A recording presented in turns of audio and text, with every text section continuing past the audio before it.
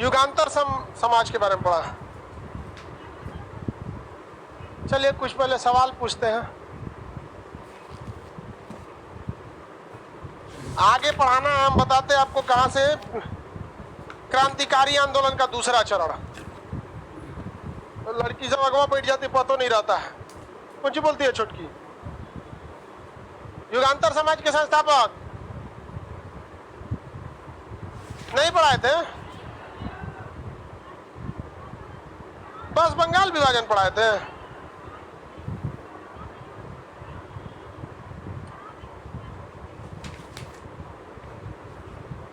व्यायाम मंडली नहीं पढ़ाए थे, क्या बात करते हो। अनुशीलन समिति नहीं पढ़ाए थे,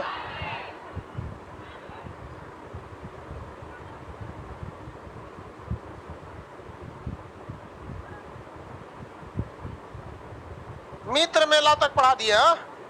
अनुशीलन समिति नहीं पढ़ाए थे, नहीं पढ़ाए सर।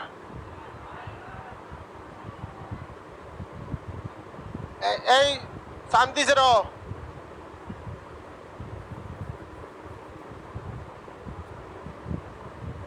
तो ध्यान से सुनो, अब ध्यान से। मुजफ्फरपुर के जज के ऊपर बम किसने फेंका था? किसने? तो तब कैसे कह रहा है कि नहीं पढ़ाया था? इसमें से लड़का खड़ा हो जो दरोगा बैच में नहीं है, केवल हिस्ट्री बैच में है, खड़ा हो। कोई नहीं, कोई है?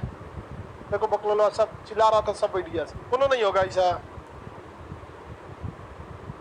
खड़ा होइए आप। नहीं, पीछे खड़ा हो। ठीक तो है, खड़े थे, बट अब किस बैच में आते हैं? हिस्ट्री, दरोगा में भी आते हैं। बताइए, व्यायाम मंडली पढ़ाए थे कि नहीं? पढ़ा दिए थे। मित्र मेला, अनुशीलन समिति, यहां तक पढ़ा है। प्रेमनाथ ढींगरा समझाए भी थे ट्रिक में, प्रेम करने के लिए अनुशासन की जरूरत होती है। ट्रिक के तौर पर पढ़ाए थे कि नहीं?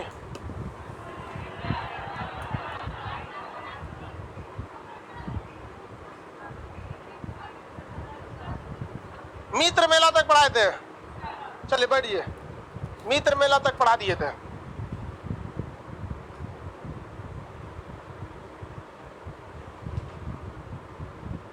एक से एक बकलोल ऐसे समझे में नहीं आ रहा, पढ़ाए कहाँ थे कहाँ नहीं। तुम बता बकलोल, तुम बता। युगांतर समाज पढ़ाना है। चलिए उससे पहले कुछ सवाल पूछते हैं आपसे। बंगाल विभाजन किस गवर्नर जनरल ने किया? किसने किया? Lord Curzon. लॉर्ड कर्जन की तुलना गोपाल कृष्ण गोखले से किसने किया था? औरंगजेब से गोपाल कृष्ण गोखले ने किया था। बंगाल विभाजन का कारण राष्ट्रीय चेतना को समाप्त करना, जबकि अंग्रेज क्या बताते थे? प्रशासनिक सुधार। बंगाल विभाजन को किस गवर्नर जनरल के समय रद्द किया गया?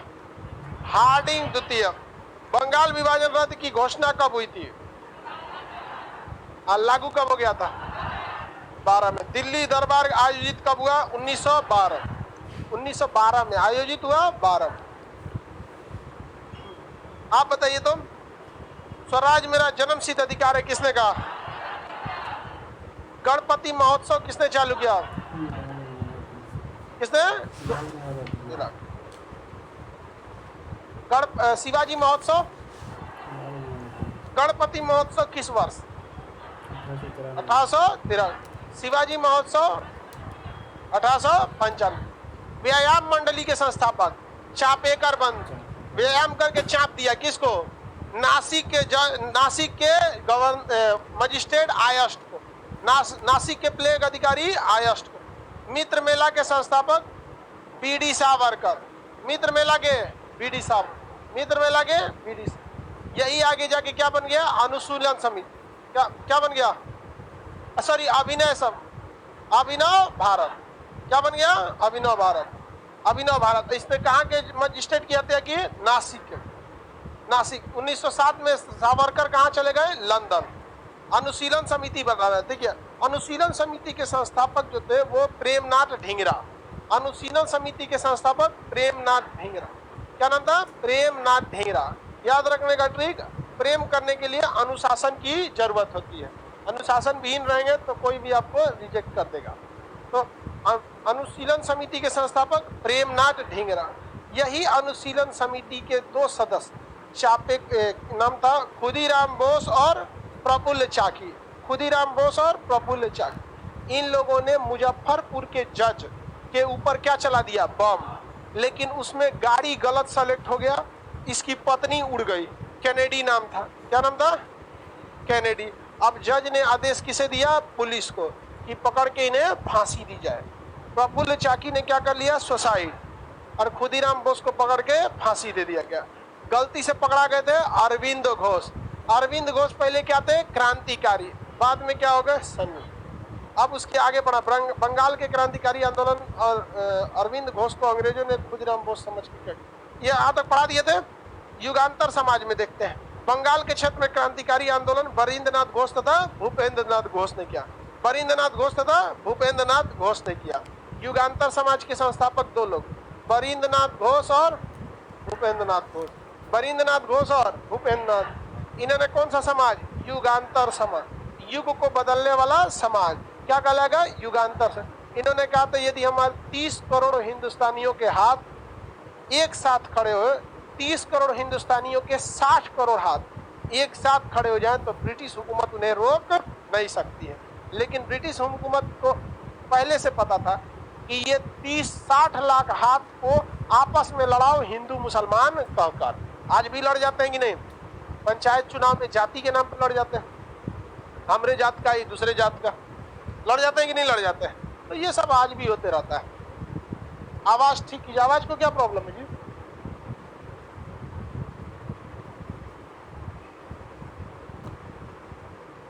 आगे बढ़े।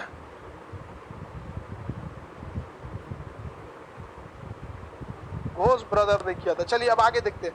1910 आते आते क्रांतिकारी आंदोलन का पहला चरण क्या हो गया, समाप्त।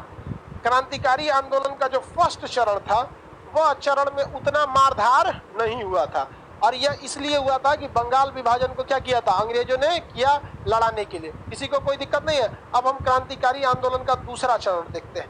ये चरण तब हुआ था जब असहयोग आंदोलन को समाप्त किया गया 1920 के बाद, 1922 के बाद चालू हुआ था। तो क्रांतिकारी आंदोलन का पहला चरण हो गया, किसी को कोई दिक्कत नहीं। ये कब तक चला था, 1910 तक। और क्रांतिकारी आंदोलन का दूसरा चरण ये चालू हुआ 1925 से। कब से चालू हुआ, 1925 से। इस क्रांतिकारी आंदोलन के दूसरे चरण को पढ़ाना है। इसमें सचिंद्र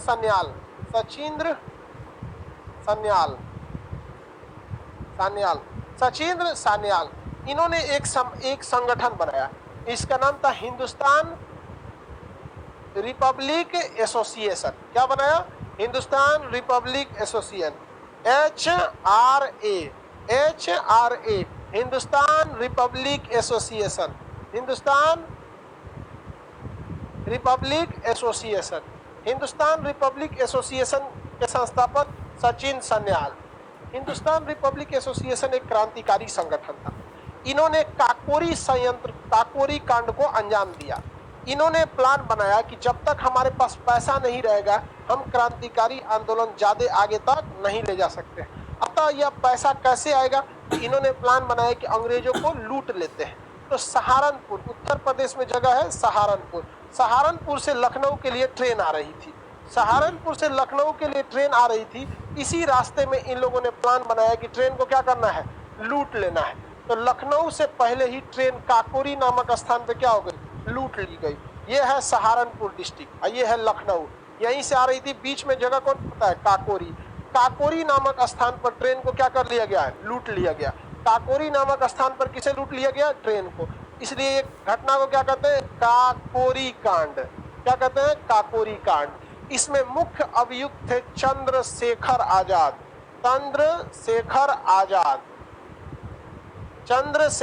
आजाद। इसके अलावे 4 और लोग थे। मेन प्लानिंग किसका था, चंद्रशेखर आजाद का। 4 अन्य लोग भी थे, रोशन लाल, राजेंद्र लाहिड़ी,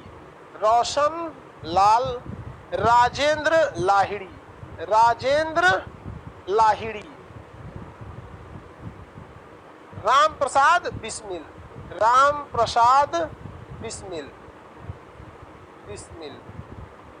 और अशफाकुल्ला खान।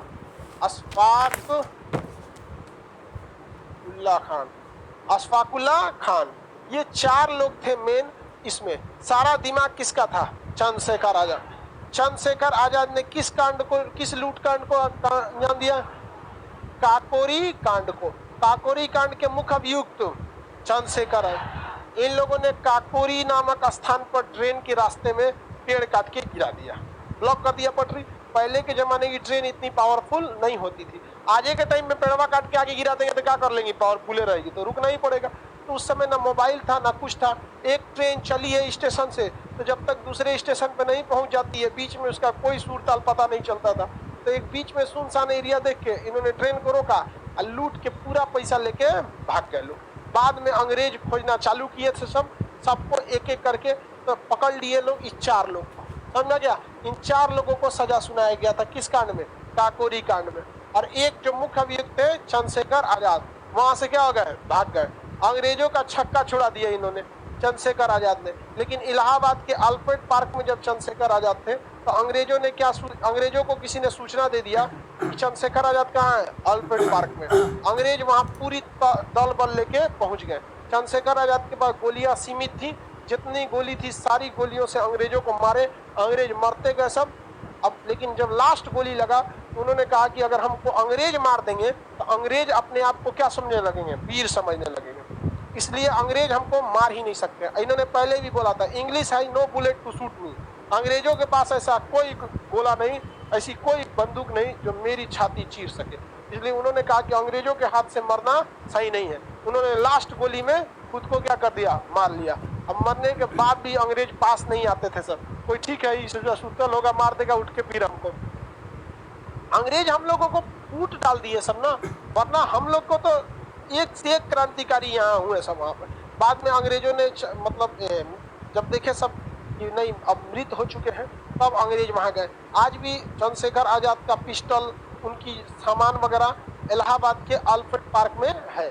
वहाँ आज भी उनकी प्रतिमा लगी हुई है। ऐसे बंदूक लिए हुए हैं कमर में, ऐसे मूछ, ऐसे जनेऊ रखते थे तो वहाँ पे धोती वगैरह पहनते थे चंद्रशेखर आजाद। और उनका पिस्टल आज भी है अल्फ्रेड पार्क इलाहाबाद में, आज भी वैसे ही है। और इन लोग को क्या कर दिया गया? फांसी दे दिया गया।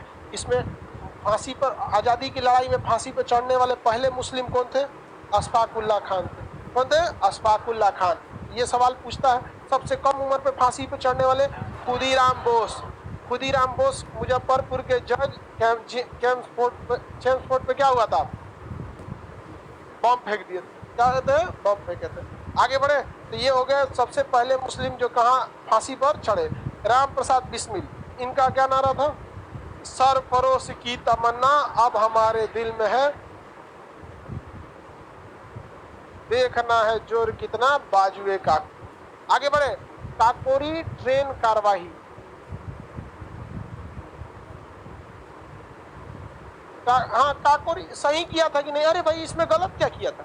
अंग्रेजों को जैसे भी मारो सही था, कोई गलत नहीं था इसमें। आप लोग अजीब अजीब सवाल पूछते हैं कि सर ये सही किया था कि नहीं किया था। भाई इसमें क्या सोचना है? अच्छी बात था कि मारा। वहाँ पर टेक्नोलॉजी हम लोग के पास नहीं थी। हम लोग के पास टेक्नोलॉजी नहीं थी। अगर हम लोग के पास टेक्नोलॉजी रहती ना तो कब का अंग्रेजों का हम लोग छक्का छुड़ा दिए रहते। हमारे पास हथियार नहीं था ना। बराबरी की लड़ाई में तो हम ही लोग जीत जाते थे। लेकिन अंग्रेजों के पास क्या थे? जीप था, गाड़ी था, मोटरसाइकिल था। उस समय हम लोग के पास एक का साइकिल, यही सब था। इसलिए हम लोग घेरा जाते थे यहाँ पर। तो बताइए सबसे पहला मुस्लिम जो फांसी पे चढ़े, अशफाकुल्ला खान। सरफरोश की तमन्ना किसने बोला? राम प्रसाद बिस्मिल। ये 5 नाम आपको याद रहना चाहिए। पूछेगा कि काकोरी हत्या का, काकोरी षड्यंत्र के मुख्य अभियुक्त चंद्रशेखर। 4 लोग जिन पर मुकदमा चलाया गया था, रोशन लाल, राजेंद्र लाहिड़ी, राम प्रसाद बिस्मिल। 3 लोग का नाम सबसे पहले रॉ से है। राजेंद्र लाहिड़ी, राम प्रसाद बिस्मिल, रोशन लाल, एक तो अशफाकुल्ला खान। किसी को कोई दिक्कत नहीं? आगे बढ़े, किसी को कोई दिक्कत नहीं? आगे बढ़े। अल्फ्रेड पार्क उस समय था।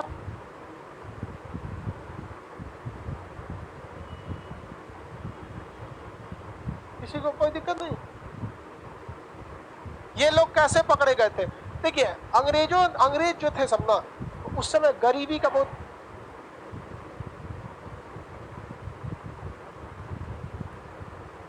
क्या चीज?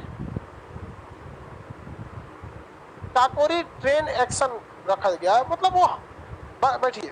देखिए पहले जो अंग्रेजों ने नाम रखा था इसे काकोरी कांड, वो इसे जब एफआईआर किए थे ना काकोरी कांड को, तो एक घटना के रूप में किए थे कि ये एक अपराध है। लेकिन देश जब आजाद हो गया तो क्या ये हमारे लिए अपराध था?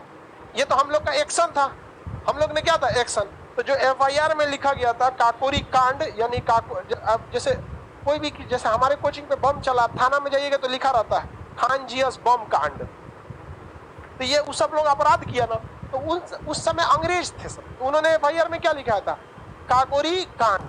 लेकिन ये हम लोग के लिए गलत तो नहीं, हमारे लिए अच्छा है। तो काकोरी एक्शन प्लान, ये पूरा एक्शन था, ये काकोरी एक्शन, तो हम लोग के लिए अच्छा था। इसलिए जो गलत निगेटिव नाम था उसका हम लोग ने क्या कर दिया? पॉजिटिव नाम रख दिया, बाकी और कुछ नहीं। आगे बढ़े। काकोरी कांड में क्या लग रहा है? एक निगेटिव सेंस। अंग्रेजों के लिए निगेटिव तो था ही, हम लोग के लिए क्या था? पॉजिटिव। ये चारों नाम याद रहेगा? बताइए काकोरी कांड के मुख्य अभियुक्त का नाम? चंद्रशेखर आजाद। कहाँ शहीद हुए? Alfred Park. कहाँ पे? अल्फ्रेड पार्क कहाँ है? इलाहाबाद। बताइए 9 अगस्त 1925 को काकोरी नामक स्थान पर ट्रेन कहाँ से कहाँ जा रही थी? सहारनपुर से लखनऊ। काकोरी कांड के मुख्य अभियुक्त चंद्रशेखर। किसने कहा था English has no bullet to shoot me? Alfred Park कहाँ पर है? इलाहाबाद में। काकोरी कांड ये कहाँ पे हुआ था? काकोरी नामक स्थान पर, रेलवे स्टेशन का। 9 अगस्त 1945, 45 नहीं, डेट याद रखेंगे। 9 अगस्त 1925, 9 अगस्त 1925। कौन सा कांड? काकोरी कांड। आगे बढ़े। काकोरी एक्शन। किसी को कोई दिक्कत नहीं है?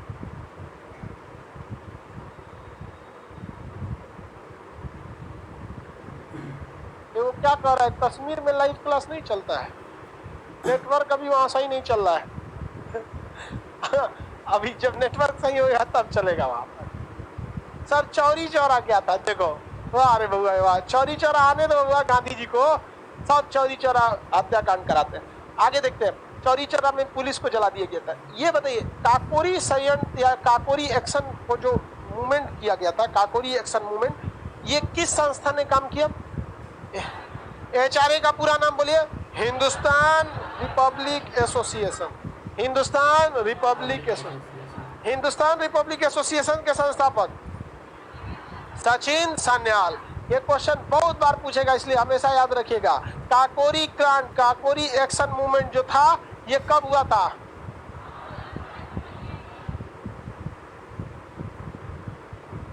आगे बढ़े।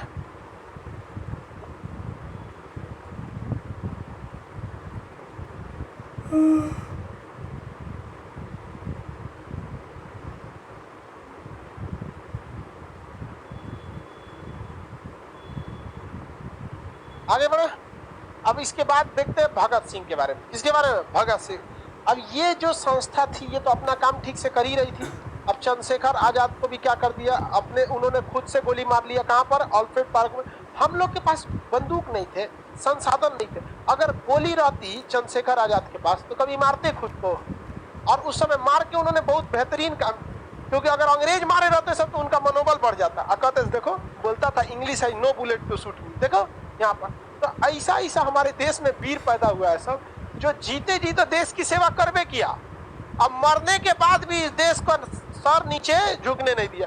बाकी आदमी ऐसा कभी कर सकता था? अपने हाथ से गोली मारना, आदमी कहता आखिरी गोली। और वैसे भी देखिए ना, अगर लॉजिकली भी देखेंगे, कम से कम एक को तो अंग्रेज को मार सकते थे। लेकिन चंद्रशेखर आजाद ने कहा कि एक को तो अंग्रेज को मार देंगे, अंग्रेजवा का कम है सब, तो उसको चल आएगा इंग्लैंड से। लेकिन जो एक इतिहास लिख के जाएंगे कि नहीं मार पाए तो नहीं मार पाए, वो कभी नहीं मिट सकता। आगे देखते हैं भगत सिंह को। भगत सिंह ने दो संस्था को बनाया, नौजवान सभा। भगत सिंह ने कौन सभा? नौजवान। आज भी देखिएगा युवाओं के बीच में भगत सिंह खासा लोकप्रिय। तो भगत सिंह सरदार जी थे, भगत सिंह सरदार जी थे। इन्होंने दो संस्था बनाया, एक का नाम था नौजवान सभा। कौन सा? नौजवान सभा। नौजवान सभा में किसे लिया गया? युवाओं को रखा गया। युवाओं को किस में रखा गया? नौजवान सभा में। इंकलाब जिंदाबाद किसका नारा था कि ये क्रांति हमेशा क्या रहेगी, जिंदा रहेगी। तुम एक क्रांतिकारी को मारोगे, पीछे से 10 क्रांतिकारी फिर से अपना सर उठाएंगे। ये क्रांति को तुम कभी भी मार नहीं सकते हो। इंकलाब जिंदाबाद। इन्होंने एक संस्था बनाई, हिंदुस्तान सोशलिस्ट रिपब्लिक एसोसिएशन। देखिए ये जो था, ये हिंदुस्तान रिपब्लिक एसोसिएशन और ये Hindustan socialist Republic association. Hindustan socialist Republic association. किसी को कोई दिक्कत नहीं? सर 9 से 18 तक क्लास नहीं चला था, उसका वीडियो डाल दीजिए।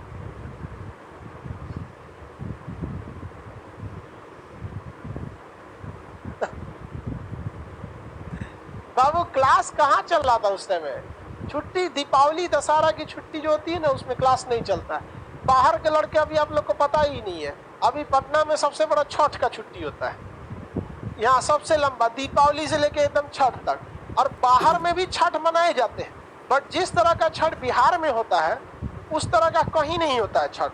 अब जैसे बिहार के लोग कहीं दिल्ली मुंबई में जाके हैं, वो लोग भी छठ मनाते हैं, उनका देखा देखी वहाँ के लोग को भी पता चला कि छठ ये है, मनाना चाहिए, अच्छा है, वो लोग भी सीखते। लेकिन तू लोग बिहार का छठ देखेगा तो एकदम स्पेशल होता है, तो इसलिए क्लास बंद था। समझ आया? इंफॉर्मेशन दिया गया था। चलिए देखते हैं। हिंदुस्तान रिपब्लिक एसोसिएशन के संस्थापक, Hindustan Republic association, Hindustan socialist Republic association. बड़का नाम बड़का काम। समझ में आ गया कि नहीं आ गया? अब आप ही बताइए, आपके बीच ज्यादा लोकप्रिय कौन है, सचिन सन्याल या भगत सिंह? भगत सिंह ज्यादा लोकप्रिय है, इनका नाम बड़ा कर दीजिए, हिंदुस्तान सोशलिस्ट रिपब्लिक एसोसिएशन। नाम कम किसका सुने हैं? सचिन सन्याल, उनका नाम छोटा कर दीजिए, क्या नाम रखेंगे? Hindustan Republic association. ऑप्शन में दोनों रहेगा, कंफ्यूजन में नहीं मारना है। हम लोग के वक्त में जब एग्जाम में आया था उस समय, तो हम लोग ने इसको क्या मारा था, याद रखे थे, भगत सिंह फेवरेट है, इनका सबसे लंबा वाला नाम मारेंगे। एग्जाम में आइयो गया था, मार दिया आदमी सबसे बड़ा नाम खोज के, कौन है? Hindustan Republic association. अब ऑप्शन में तो पूरा लिखेगा ना, हिंदुस्तान सोशलिस्ट रिपब्लिक एसोसिएशन, मार दिया आदमी वहां पर। समझा गया कि नहीं क्या? भगत सिंह जो थे वो बहुत ही ज्यादा, मतलब देश प्रेम की तो भावना इन लोग में थी, नो डाउट, इतिहास सबको जगह नहीं देता है। लाला लाजपत राय एक बहुत ही बेहतरीन व्यक्तित्व के इंसान थे, और वो क्रांतिकारी के साथ साथ दूर तक सोच रखते थे। उनको पता था कि जो बैंक है, बैंक ये कमाने का अड्डा है, क्योंकि हर इंसान कमाता है, तो पैसा कहाँ रखता है? बैंक। अब आप जरा सोचिए कि आप सबके पास 1000 रुपया तो बैकअप में रहता ही, जितने लड़का लड़की है सबके पास एटलीस्ट 1000 लड़का रहता है। अब हम अगर सोचे अपने लड़कों से कि भाई देखो तुम लोग के पास कितना रुपया रहता है, 1000 रुपया, तो सबके पास पैसा एटलीस्ट मनी जो रहता है बैकअप में, लड़की सबके पास ज्यादा रहता है, लड़का के पास कम से कम कितना रहता है? 1000। तो मांगियों के कोई को काम चला लेता है, 25 तारीख के बाद उसे जब मांगना चालू करता है तो 1000। और अमूमन यहाँ पर केवल हम ऑफलाइन की बात करें, सपोज कीजिए यहाँ पर अब पूरा ऑनलाइन ऑफलाइन सब मिला दे, कितना लड़का है? लाखों लड़के हैं सब यहाँ पे, 22-23 लाख लड़का। हम यहीं की अगर बात कर देते हैं टोटल, यहाँ पे मान के चलिए 20,000 लड़के, सपोज हम 20,000 लड़कों से कहें कि काम करो तुम लोग अपना पैसा जेब में रखते हो, कभी रूम पार्टनर मार लेगा, ही करेगा, एक काम करो हम यहाँ बैंक खोल देते हैं, यहाँ मेरे पास रख दो, ATM कार्ड दे देंगे, जब मन तब निकाल लेना, सुरक्षित भी है, डूबेगा तो हम भरेंगे। तो आप लोग अच्छा ही है, जरा सोचिए मेरे पास कितना पैसा आया, 1 2 3 4 5 6 7, 2 लिख के 7 को जीरो बैठा देते हैं, इकाई दहाई सैकड़ा हजार 10,000 लाख है, को जीरो छूट गया। वही हम कर रहे, कहाँ इकाई दहाई सैकड़ा हजार 10,000, एक और छूट गया। ओहो, गुरो का छूट रहा है, इकाई दहाई सैकड़ा हजार 10,000 लाख 10 लाख करोड़, कितना रुपया आ गया?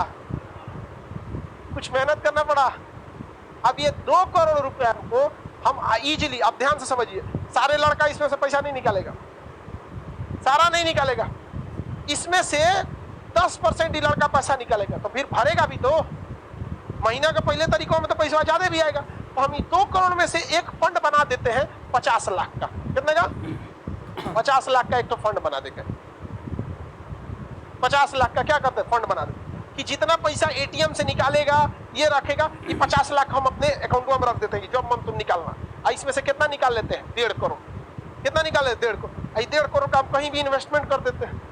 1.5 करोड़ का क्या कर सकते हैं? इन्वेस्ट कर सकते हैं। मान के चलिए कोई बड़ा सा फ्लैट खरीद लिए, 6 महीना बाद बेचेंगे, महंगा हो जाएगा। सोना खरीद लिए, सस्ता होगा, 6 महीना बाद बेचेंगे, महंगा हो जाएगा। समझ में रहे कि नहीं? शेयर बाजार खरीद लेंगे, जैसे अभी के समय में हीटर वगैरह जो होता है ठंडी का सामान, उसका शेयर एकदम नीचे है, उसका शेयर बाजार क्या है? एकदम सस्ता है। मोंटी कार्लो का शेयर एकदम क्या है? सस्ता है। कितना खरीद लेंगे? 1.5 करोड़ का क्या खरीद लेंगे शेयर, और दिसंबर में बेचेंगे तो 2 करोड़ मिलेंगे। समझ आएगा कि नहीं? पैसा किसका? आपका पैसा। कमा कौन रहा है? तो ये बात कौन जानते थे? लाला लाजपत राय।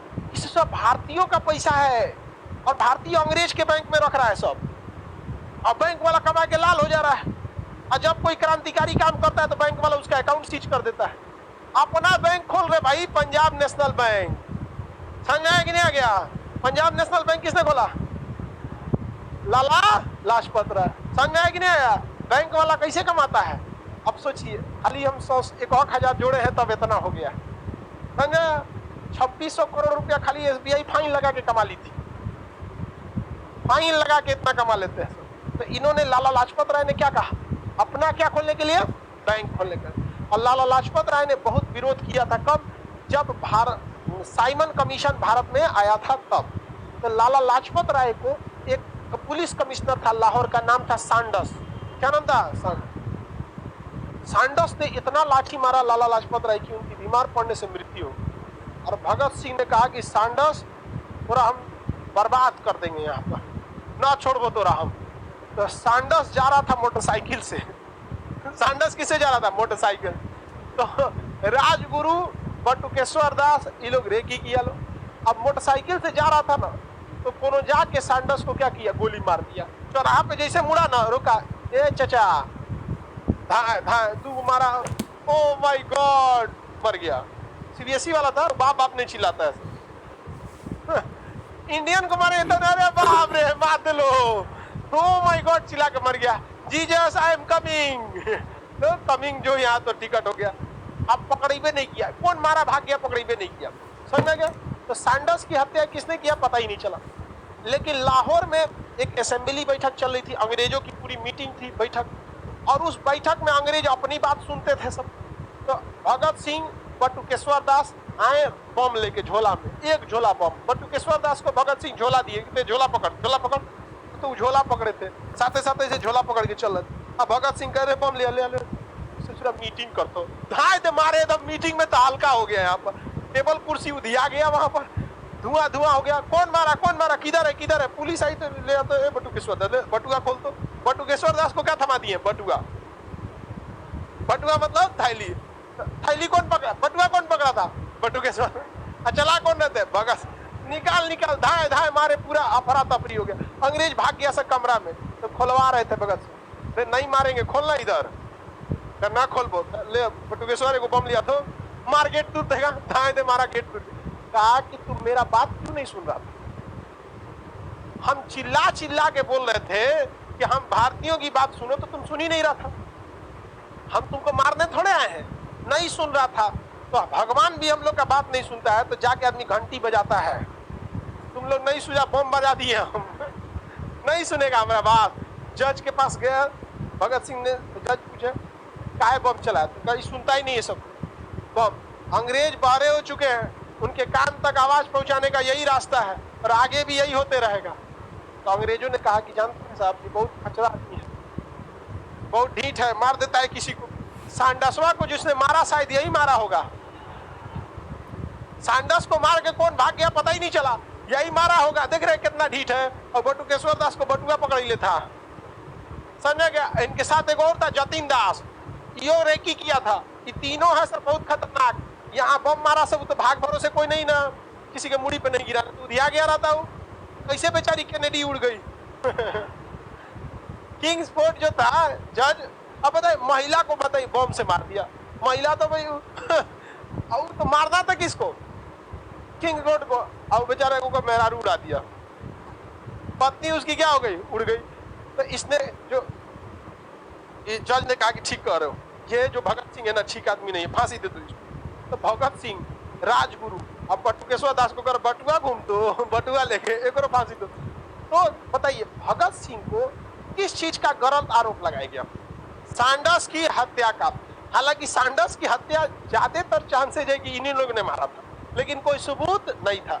तो सबूत के अभाव में तो जज भी अपराधी हो सकता है, नहीं समझे? तो सबूत नहीं था, लेकिन जबरदस्ती थोप दिया गया किसके ऊपर? भगत सिंह। अब भगत सिंह को फांसी की सजा सुना दी गई 14 फरवरी। कब सुनाई गई? 14 फरवरी 1931। तो 14 फरवरी वैलेंटाइन डे के दिन वहां पर अब फांसी की सजा सुना दी। और उसी 1931 में महात्मा गांधी सविनय अवज्ञा आंदोलन चला रहे थे। पूरा भारत के लोग किसके साथ थे? महात्मा गांधी के। और इंग्लैंड का प्रधानमंत्री उस समय रैमजे मैकडोनल्ड था। क्या नाम था? रैमजे मैकडोनल्ड चाहता था कि भारतीयों को बुलाया जाए। जिस तरह से मुसलमानों के लिए अलग क्षेत्र दिया गया, मुसलमानों उस तरह से वो दलितों को भी अलग करना चाहता था। तो भारतीयों को बुलाया तो महात्मा गांधी कहे कोई मत जाना, तो कांग्रेस का कोई भी आदमी नहीं गया। और वहां रैमजे मैकडोनल्ड इंग्लैंड में सबके लिए गोल मेज बनवाया था, बड़ा का टेबल, सब लोग यहीं बैठेंगे और आराम से गोल में सम्मेलन किया जाएगा। गोल में सम्मेलन में कोई गईबे नहीं किया। अब बेचारा सब बेइज्जती किसकी हो गई? Ramsay McDonald. विपक्ष वाला गरियाने लगा, जैसे कैसे मोदी जी को विपक्ष वाला कहता था। और खिलाओ ट्रंप को बर्गर, गए थे ट्रंप में, मोदी गए थे तब मोदी जी जो बाइडन में पूछबो नहीं किया, बाहर छोड़ने भी नहीं आया। तो जाके कह रहे थे अब की बार ट्रंप सरकार, इनकी भी गलती थी। आपको दूसरे देश में जाके चुनाव प्रचार की क्या जरूरत है? आपको हिंदुस्तान में बोल दिए अब की बार मोदी सरकार, तो हुआ वैसे नहीं बैठा है सब, है ना? वहां थोड़ी सुनेगा आपका। तो वहां पर मोदी जी जो गए थे, तो आप बताइए मोदी जी का उचित सम्मान उतना अमेरिका में हुआ नहीं। अंजना ओम कश्यप भी गई थी। हाँ ढोलक वाले से पूछिए आप में क्या उम्मीद है मोदी जी को, तो हम पैसा भाड़ा पे लो, हमारा कोनो मतलब नहीं, बुलाया गया। तो विपक्ष मोदी जी को घेर लिया कि नहीं घेर लिया?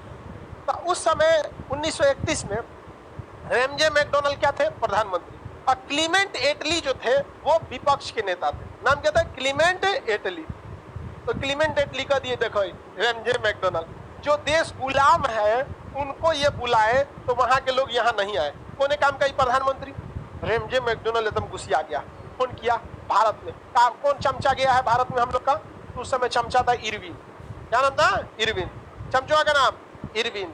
इरविन का फोन लगाओ, इरविन को फोन लगा, रे इरविन वाह गधिया कहा नहीं आया? कहा कि महाराज वो आंदोलन करके बैठल है, सभी ने आवाज किया आंदोलन नहीं आता है। वहां कहा कि सुन चोटा, गांधी को कैसे भी लेके आओ, यहाँ पे बेइज्जती हो रहा है हमारा, ना तो तोरा हम नौकरी खा जाएंगे, सस्पेंड कर देंगे। इरविन पगला गया, गांधी जी को दिल्ली बुलाया, महाराज आप जो बात कहिएगा तो हम मान लेंगे। तो 5 मार्च 1931 को, 5 मार्च 1931 को गांधी और इरविन में क्या हो रहा था? समझौता। उससे जस्ट पहले 14 फरवरी 1931 को किसे फांसी सुनाई जा चुकी थी, लेकिन अभी तक फांसी लगी नहीं थी। 1 महीना बाद, यानी लगभग 1 महीना हो जाएगा, 20 दिन बाद क्या हुआ यहाँ पर? 20 दिन बाद गांधी और इरविन में समझौता हुआ। सारे लोग गांधी जी पे दबाव बनाए कि भगत सिंह के फांसी रद्द कराइए। तो अब पे जाइएगा आप कहां पर? गोल में सम्मेलन, अदरवाइज में मत जाइएगा। गांधी जी ने कहा एक नंबर है। गांधी जी ने कह दिया कि अगर जब तक आप कैदियों को रिहा नहीं करते हैं, उनकी सजा माफ नहीं करते हैं, तब तक हम सभी ने अवज्ञा आंदोलन खत्म नहीं करेंगे और हम आपके प्रधानमंत्री से मिलने इंग्लैंड में नहीं जाएंगे। चाहे वो गोल मेज बनाए, चाहे चौकोर मेज बनाए, चाहे दीवार पलंग बिछाए, हम वहां नहीं जाने वाले हैं। समझ में आ गया?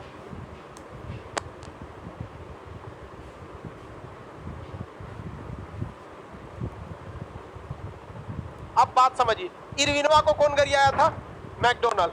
कहा कि यहाँ हम दीवान पलंग बिछे लोगों के खातिर नहीं आया हुआ, यहाँ पे हमारा बेइज्जती हो रहा है, यहाँ पे भेजो उसको। इरविन को भाई नौकरी का सवाल था। क्या सवाल था? नौकरी का। अब क्या होगा भाई? नौकरी तो इन लोग को दिक्कत हो गया। तो गांधी से बात मान लिया कि ठीक है हम रिहा करेंगे, लेकिन इरविनवा यहाँ खेल खेल गया। इरविनवा को किसी ने महाभारत पढ़ा दिया था और उसने महाभारत का वही चाल चल दिया जो कृष्ण भगवान द्रोणाचार्य के लिए चले थे। द्रोणाचार्य जब तक महाभारत के युद्ध में थे अर्जुन जीत नहीं सकते थे, क्योंकि गुरु था भाई। द्रोणाचार्य बहुत अजब टाइप के गुरु थे, एकलव्य का अंगूठा कटवा लिए। बताइए ऐसा गुरु होता है? समझ में आ गया कि नहीं आ गया? पक्षपात बहुत किए थे। अर्जुन जीते नहीं थे, जिताए गए थे, याद रखियो भाई। और कर्ण हारा नहीं, हराया गया था वहां पर। और अर्जुन को कृष्ण भगवान का साथ मिल गया, तब न फौंक रहे थे। तनी हट के दूसरा रथ पे बैठे ना कृष्ण भगवान के रथवा पे से हट के बैठे, सब उनके समझ में आ जाएगा धनुर्विद्या। तो उसने बहुत बेहतरीन ढंग से उसे किसी ने महाभारत पढ़ा दिया।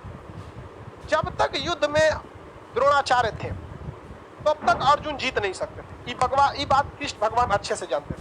और अर्जुन द्रोणाचार्य के ऊपर तीर नहीं मार सकता था। समझना क्या, गुरु पे थे। पहले के समय में गुरु का सम्मान था, अभी तो मार देगा सब हमारे क्लास वाला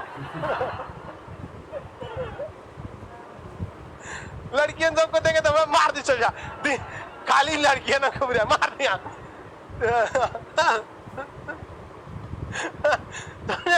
इसलिए देखते हो लड़का सब यहाँ तक बैठ जाता है, लड़की सब वहां तक बैठती है, यहाँ तक नहीं, वो इतना दूर बैठाना पड़ता है ताकि लाठी उठी लेके आए सब तो यहाँ तक नहीं पहुंचे तो अर्जुन तीर मार नहीं सकते थे और द्रोणाचार्य रहते तो युद्ध हो नहीं सकते, जीत नहीं सकते थे। कृष्ण भगवान माथा पीटनी है, कहीं ये तीर चलाएगा नहीं, और द्रोणाचार्य रहेंगे तो बकलोलवा जीतेगा नहीं, हमरा एक जिताना है। अब वो दिमाग चले कि झूठ बोलते हैं। एक व्यक्ति था जो झूठ नहीं बोल सकता था, क्या नाम था? युधिष्ठिर। क्या नाम था? युधिष्ठिर। और द्रोणाचार्य को पता था कि ये झूठ ना बोलता है, अर्जुन पे भरोसा ना था, कृष्ण भगवान पे तो इनको नहीं कि भाई ये आदमी कुछ करा देगा इनसे नहीं, किस पे भरोसा था उनको? युधिष्ठिर। उनसे कृष्ण भगवान कहे कि जाके बोल दे उनका बेटा अश्वत्थामा मारा गया। तो कहेंगे उनका बेटा मराया कहाँ, हम झूठ नहीं बोल सकते। कहेंगे तुम बस इतना बोलना ना कि अश्वत्थामा मारा गया, आपका बेटा नहीं, वो हाथी का एगो नाम था अश्वत्थामा, वो मारा गया। तो हाथी मार दिए, हथिया का नाम क्या था? अश्वत्थामा। और युधिष्ठिर से कहे तुमको झूठ थोड़े बोलना, तुमको बस जाके बोलना अश्वत्थामा मारा गया और आप टेंशन नहीं लीजिए, आपका बेटा नहीं है, हथिया मराया है। तो कहें कि ठीक है इतना तो बोलिए देंगे, इसमें गलत क्या है? तो जाके जैसे बोले कि गुरुजी बहुत दुखद समाचार है, अश्वत्थामा मारा गया। और उसके बाद जब बोलने वाला था कि आपका बेटा नहीं, तो कृष्ण भगवान हाई पावर का शंख बजा दिए, एकदम डीजे वाला, धमाक दे, वो सुनाई में नहीं किया। द्रोणाचार्य जो थे वो तो पहली बेटा का मृत्यु का खबर सुने और उसमें से बुढ़ाउती, उनका दिमागे काम करना छोड़ दिया। और ये बोल रहा है कि आपका बेटा नहीं मारा, आज हथिया मरल है। कृष्ण भगवान खींच के भगाओ युधिष्ठिर को, तो सफाई देता है, यहाँ हरिश्चंद्र बनता है ना, भगाओ संग बजी लो, इतना पावर वाला सब गेम खराब कर देगा। संग बजा दिए कौन? कृष्ण भगवान। आई द्रोणाचार्य हथियार डाल दिए, हम युद्ध नहीं लड़ेंगे, चल दिए युद्ध पे से। जब चल दिए तो उधर बैठा कौन? अर्जुन। युद्ध चालू। और अगर कृष्ण भगवान नहीं, अगर द्रोणाचार्य नहीं गए रहते, युद्ध दूसरे मोड़ ले लेता। यही बतवा पता किसको चल गया था? हिरविनवा को। उसने कह दिया ठीक है आज ताली बजा दियो जैसे हम बोलेंगे। तो यो आधा बात बोल के कृष्ण भगवान कौन सी कराए थे? शंख। इस ससुरा ताली बजवा दिया, कहा कि ठीक है मैं भारत के सारे कैदियों को रिहा करता हूँ। अंग्रेजवा उधर very good, clap clap clap, ताली बजा दिया साहब। उसमें धीरे से बोल दिया आपराधिक कैदियों को छोड़कर। अरे भैया भगत सिंह राजनीतिक कैदी नहीं थे, वो आपराधिक कैदी में गए थे। उनको हत्या का आरोप, बम फेंकने का आरोप लगाया था। इरिनवा गेम खेल दिया, उसने कहा कि मैं सारे कैदियों को छोड़ता हूँ, और धीरे से बोल दिया कौन सा? आपराधिक कैदियों को छोड़कर। आई ताली बजा दिया सब। इन लोग को बस इतने सुनाई दिया क्या जी हम सारे कैदियों को छोड़ते, लेकिन लिखित में तो दिया था ना। गांधी जी ओवर कॉन्फिडेंस, हमारा बात कौन नहीं मानता है? चाहे दांडी मार्च देख लीजिए, कुछ भी देखिए, हमारा बात तो होता ही। साइन कर दिए ठीक है, हम सविनय अवज्ञा आंदोलन को स्थगित करते हैं। और उसके बाद कहाँ जाते हैं? इंग्लैंड में सच गोल में सम्मेलन में दीवान पलंग पे बैठेंगे, वहां जाके। और इधर भगत सिंह जब साइन हो गया, इनके हाथ से मामला चला गया महात्मा गांधी से। अब जब भगत सिंह को फांसी दिया जाने लगा, तब अंग्रेज लोग कहे कि भैया फांसी का है। तो सजा कब सुनाई गई थी? 14 फरवरी। और फांसी कब दिया गया? 23 मार्च 1931। तो 23 मार्च को क्या कर दिया गया? इन्हें फांसी दिया गया। महात्मा गांधी ने कहा अरे तुम फांसी क्या दे रहा है इनको? कहा कि हम देख लीजिए एग्रीमेंट पढ़िए। क्या कहा? तुम ही तो बोला था, बाहर में क्या कौन सी बोले थे आप? पहले क्या पढ़िए? एग्रीमेंट पढ़िए। तो जब एग्रीमेंट पढ़ा गया तो उसमें लिखा था कि केवल किसे छोड़ा जाता है? राजनीतिक कैदियों। किसे? राजनीतिक कैदियों को। अब यहाँ गांधी जी का हाथ कट गया, अब भगत सिंह को फांसी दे दिया गया, राजगुरु को फांसी दे दिया गया। बट जतिन दास जो थे, उन भगत सिंह, सुखदेव, राजगुरु, ये लोग जो थे, इन लोगों को क्या किया गया? राजद्रोह के आरोप में लगाकर फांसी दे दिया गया। जतिन दास जो थे भूख हड़ताल पर बैठे थे जेल में ही, अंग्रेज खाना तक नहीं दिए, उनकी क्या हो गई, मृत्यु हो गई। अब दुनिया जो थी, भारत के लोग गरियाना चालू किए किसको, कोने काम के वकील रहे तुम, कि ऐसा गलती किया।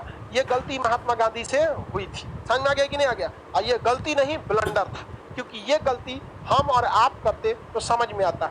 वो एकरे चीज का पढ़ाई करके आए थे, बैरिस्टर थे, वकील लंदन से।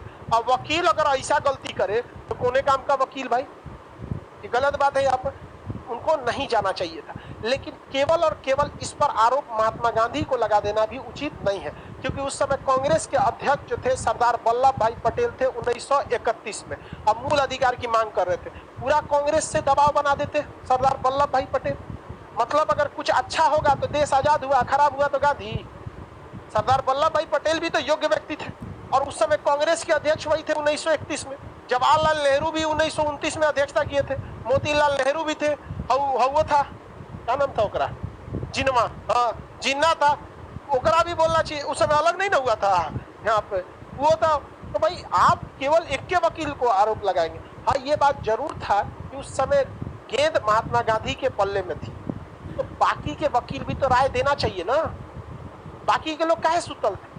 तो देखिए, जब टीम जीतती है तो कैप्टन का नाम होता है, हारती है तो कैप्टने गाड़ी सुनते हैं। तो ये महात्मा गांधी की आत्मा को भी स्वीकार करना चाहिए कि आपसे गलती नहीं, ब्लंडर हुआ था, और यही वजह है कि आपको लोग बोलेंगे। तो भगत सिंह को वो नहीं बचा पाए, और भगत सिंह इंकलाब जिंदाबाद कहते हुए फांसी पर चढ़ गए। समझ में आ गया कि नहीं? नौजवान सभा के संस्थापक भगत, हिंदुस्तान सोशलिस्ट रिपब्लिक एसोसिएशन, हाँ भगत सिंह। उस समय सारे नेता वकील थे। अभी के उस समय का सबसे बड़ा प्रोफेशन क्या होता था? वकालत का। अभी के वक्त में डॉक्टर, इंजीनियर, एमबीए, दुनिया भर का कीजिए, कुछ नहीं हो तो जनरल कंपटीशन एक ऐसा गढ़ा है जिसमें कोई भी दह के चलाता है। समझ में गया? क्या हुआ जी हाथी? जाओ जाओ जाओ,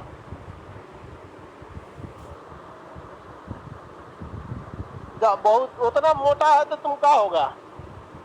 उतना आदमी मोटा होता है, भगवान भी बेको उतना में 2 गो आटा देता है, उतना बड़ा बड़ा आदमी बनाता है, उतना है भी। बताओ 4 गो के बेंच पे 2 गो बैठा था। आगे बढ़ो। 24 साल की उम्र में भगत सिंह शहीद हो गए।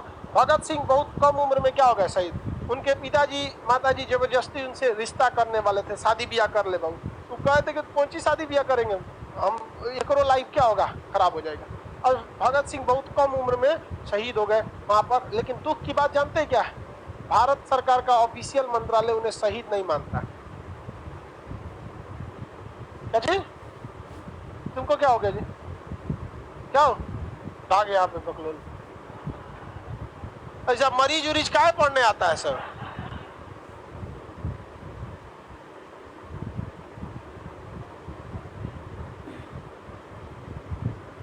एक से एक बकलोल रहेगा यहाँ। दिना खजुआ चेचक सब चलाएगा सर। यहाँ लड़की सब डेली 2-3 को बेहोश, अब एगो गई, ओकरा कौन दिक्कत था? बैठल बैठल लड़की रहेगी सर, और उसको समझ में नहीं आएगा ना, तो उसको लगेगा कि हमको चक्कर आ रहा है।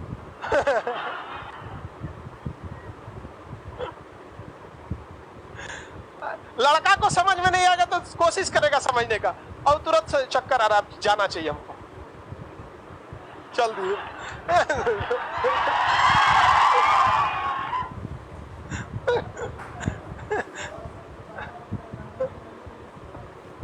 आगे बढ़ते हैं।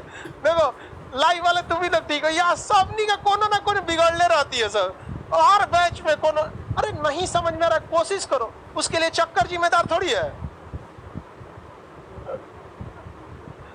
आगे बढ़ते बाबू। भगत सिंह ने कौन से संस्था की स्थापना किया? Hindustan socialist Republic association. इन्होंने हिंदुस्तान रिपब्लिक एसोसिएशन। सचिन सान्याल की संघ।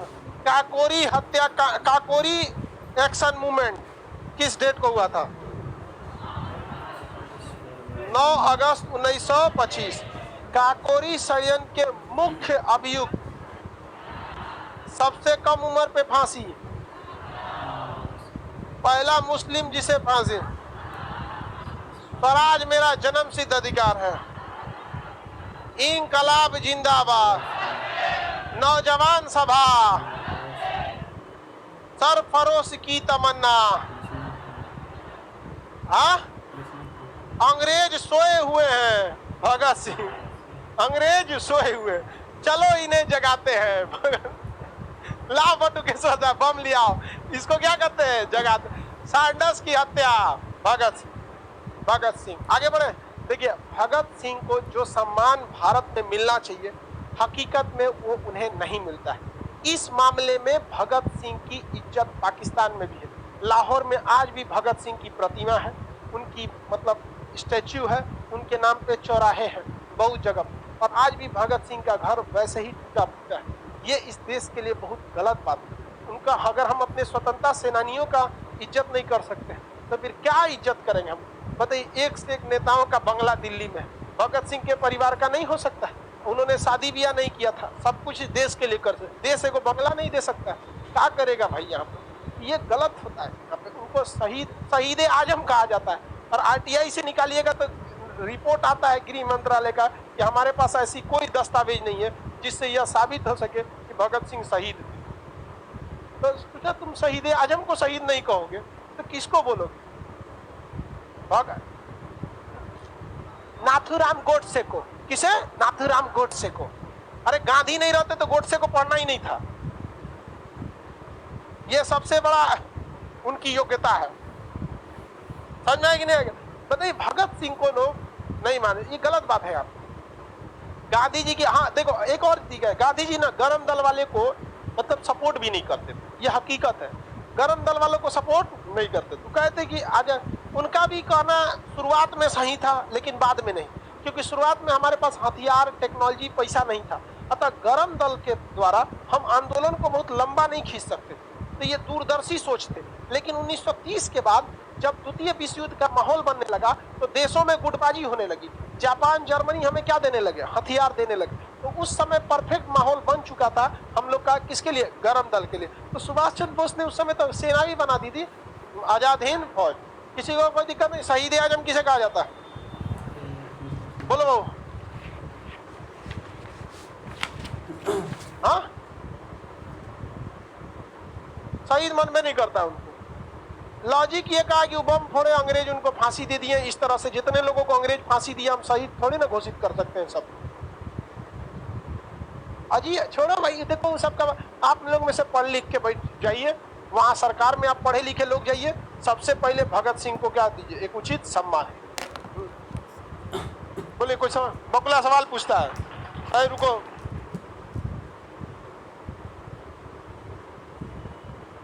तो वो भारत की असेंबली थोड़े ना थी।